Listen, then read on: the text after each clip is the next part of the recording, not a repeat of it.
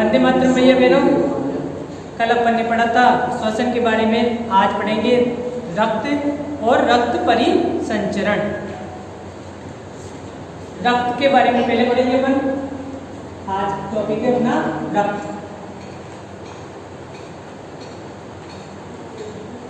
रक्त एक तरल संयोजी ऊतक होता है जो मानव में पोषक तत्वों तथा ऑक्सीजन या गैसों का आदान प्रदान करता है। ठीक है। इसके अलावा रक्त जो पाया जाता है ये इसका एक तो ये तरल संयोजी ऊतक है, तरल संयोजी ऊतक पहला। दूसरा जो होता है इसकी पीएच होती है अपने 7.4। ठीक है। दूसरा ये है। तीसरा ये क्षारीय होता है, क्षारीय। इसका जो माध्यम होता है, प्रकृति होती है, वो किस प्रकार की होती है? क्षारीय होती है। और फिर रक्त जो होता है, मनुष्य में रक्त लगभग 5 लीटर पाया जाता है। मनुष्य में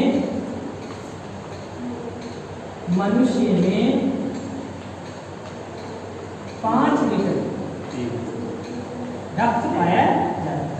यानी रक्त की मात्रा कितनी होती है? 5 लीटर तक होती है।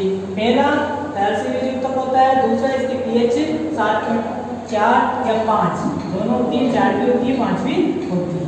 तीसरा जो क्षारीय होता है, चौथा मनुष्य में 5 लीटर रक्त पाया जाता है। ठीक है। अब जो रक्त होता है रक्त में, ये रक्त 2 भागों में बटा होता है, या फिर कि 2 चीजों से मिलकर बना होता है। पहला होता है इसमें प्लाज्मा, और दूसरा होता है कणिकाएं, जिन्हें अपन कोशिकाएं कह सकते हैं, कोशिकाएं भी कह सकते हैं। ठीक है। ये जो प्लाज्मा होती है ये इसका तरल भाग होती है, तरल भाग। और जो कणिकाएं होती है इसका ठोस भाग होता है। ये इसका ठोस भाग है और प्लाज्मा इसका तरल भाग है। 55% इसमें प्लाज्मा पाया जाता है, यानी प्लाज्मा का कितना प्रतिशत होता है? 55%। और 45% इसमें क्या पाई जाती है? कणिकाएं पाई जाती है। ये हो गया। इसके अलावा जो रक्त होता है ये मनुष्य में लाल अस्थि मज्जा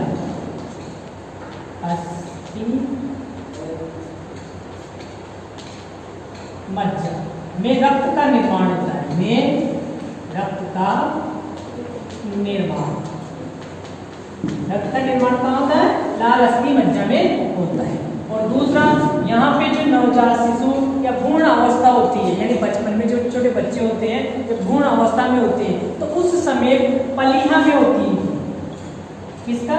रक्त का निर्माण उस स्थिति में पलिया में होता है, जो बाद में जाकर ये अपनी आरबीसी को नष्ट करने लग जाता है। इसलिए इसे फिर क्या कहा जाता है? कब्रिस्तान भी कहा जाता है। ठीक है। इसके बाद में अब ये जो कणिकाएं आती हैं, ये कणिकाओं को फिर आगे भाग में बांटा गया है। इसके अलावा बहनों रक्त जो होता है, रक्त में 90% तो जल पाया जाता है, 90% जल, या अपन कहें 90 से 92 जो होता है, 90 से 92% क्या पाया जाता है? जल पाया जाता है। इसके अलावा 10 से लेकर 8% किसकी मात्रा होती है? कार्बनिक पदार्थ या अकार्बनिक पदार्थ। कार्बनिक पदार्थ है अकार्बनिक पदार्थ।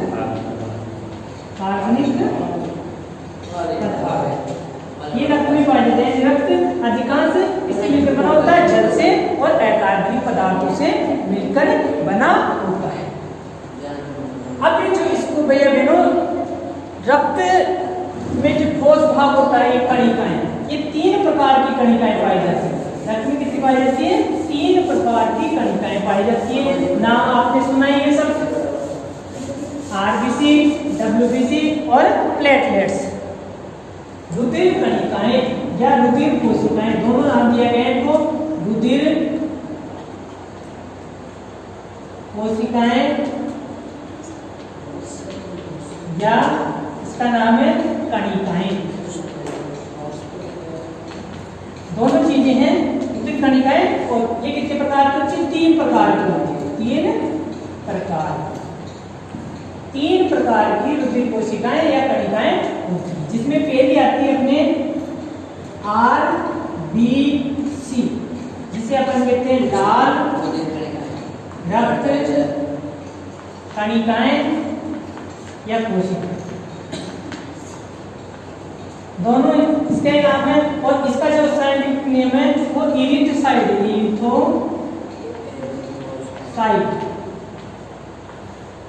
ठीक है, ये हमारे जो रक्त होता है उसका 90 से लेकर 99% भाग बनाती है, अधिकांश इसकी मात्रा होती है। ठीक है, दूसरी आप सब जानते हो कि आरबीसी का रंग कैसा होता है, लाल रंग की होती है, लाल रंग।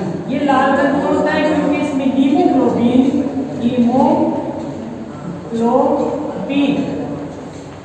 नामक प्रोटीन पाया जाता है, जो कि इसको क्या करता है, लाल रंग प्रदान करने का कार्य करता है। और मानव शरीर की सबसे छोटी कोशिकाएं किसे कहा जाता है, आरबीसी को कहा जाता है। मानव शरीर की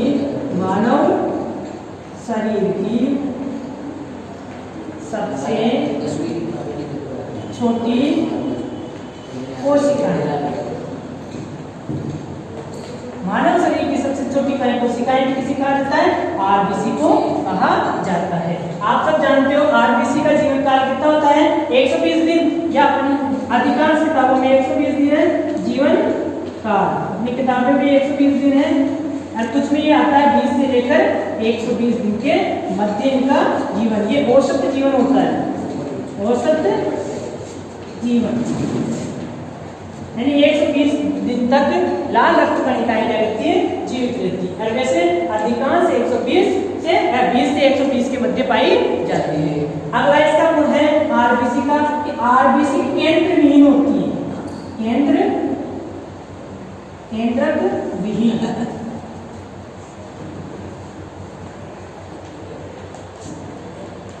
केंद्रक विहीन होती है। ठीक है, लेकिन कुछ ऐसे जीव हैं जिनमें केंद्रक पाए जाते हैं, जैसे ऊंट में आरबीसी जो होती है केंद्रक सहित होती है, दूसरा आता है जिराफ, और तीसरा आता है अपने लामा। ये 3 प्रकार के पाए जाते हैं जिनमें केंद्रक सहित आरबीसी पाई जाती है। ठीक है, ये इसके हो गए। इसका नाम आप जानते हो, वैज्ञानिक नाम 9th में 8th में पढ़ा है, ल्यूकोसाइट्स कहा जाता है इनको।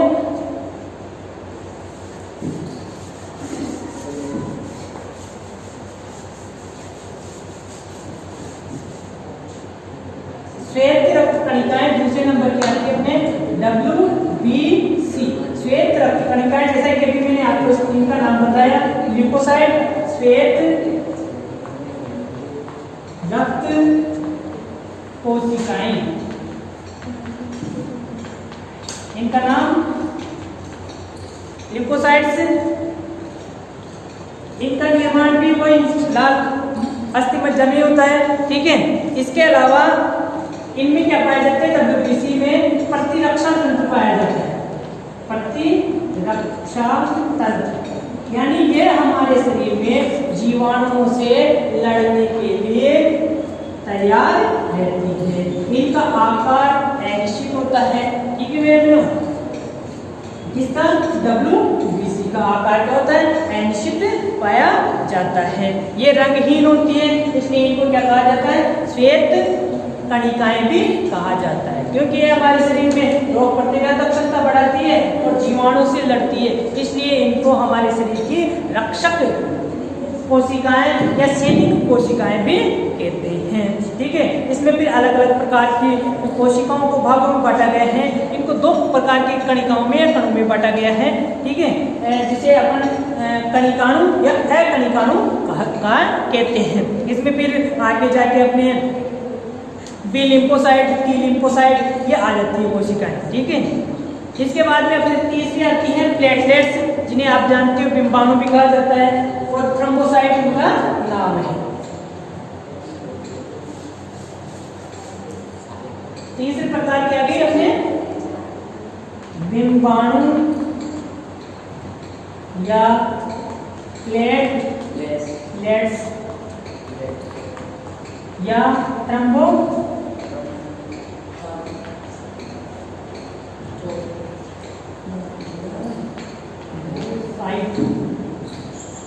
को अलग हो जाएगा, हमको साइड्स भी कहते हैं।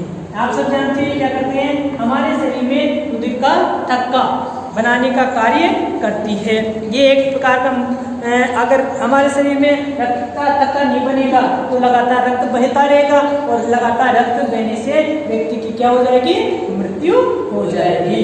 ठीक है, ये अपने 3 प्रकार की कड़ी हैं अभी, आरबीसी, डब्ल्यूबीसी और थ्रोम्बोसाइट्स। इसके आगे अपना टॉपिक है रक्त के कार्य।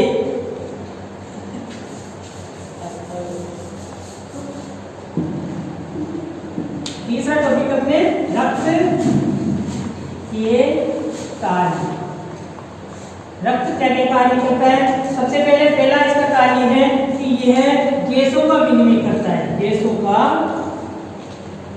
विनिमय यानी आदान प्रदान करता है। और गैसों में कौन सा, O2 और CO2 यानी कार्बन डाइऑक्साइड और ऑक्साइड का परिवहन करता है। दूसरा इसका कार्य है अपने कि प्रोटीन जो पौष्टिक जो पदार्थ होते हैं उनका परिवहन करने का कार्य होता है। तीसरा अपना कार्य होता है उत्सर्जित पदार्थ होते हैं हमारे शरीर से बाहर निकालने का कार्य करता है। चौथा इसका कार्य है कि शरीर का जो तापमान होता है उस तापमान को नियंत्रित बनाए रखता है। इसके अलावा इसका अगला जो कार्य है रक्त हमारे शरीर की पीएच को क्या करता है, नियंत्रित करने का कार्य करता है। और छठा इसका कार्य है कि जो हमारे शरीर में हार्मोन्स होता है उनका ये नियमन करने का कार्य करता है। ये सभी कार्य किसके, रक्त के कार्यों के हुए। रक्त के 6 प्रकार के कार्य बताए, याद कर लेना। इसके बाद में रक्त के प्रकार, रक्त के प्रकार आप सब जानते हो रक्त में प्रतिजन उपस्थित होते हैं। प्रतिजनों के आधार पर रक्त को 4 भागों में बांटा गया है, ए, बी, AB और O। ठीक है, प्रतिजन और प्रतिरक्षी, ये 2 प्रकार के इसमें प्रोटीन पाए जाते हैं। ए में प्रतिजन तो पाया जाएगा बी इसका उल्टा, और प्रतिरक्षी पाया जाएगा ए। बी में भी वैसे हो जाएगा, ए इसका प्रतिरक्षी हो जाएगा, इसमें नहीं होता, इसमें ए व बी पाया जाता है। ठीक है, इसके अलावा इसका बी, इसका भी आ गया ए बी, और इसमें कोई भी प्रतिरक्षी नहीं पाया जाता। इस प्रकार से पाए जाते हैं। इसके अलावा इसमें एक RH कारक आता है। जिस मनुष्य में RH कारक उपस्थित होता है वो RH धनात्मक कहलाता है, और जिसमें RH कारक उपस्थित नहीं होता है वो RH ऋणात्मक कहलाता है। ठीक है भैया। और इस RH कारक रिसर्च नामक बंदर में इसकी खोज की गई थी। विश्व में लगभग 80% व्यक्ति RH धनात्मक पाए जाते हैं। अब परिसंचरण, रक्त परिसंचरण और हृदय की संरचना के बारे में कल अध्ययन करेंगे।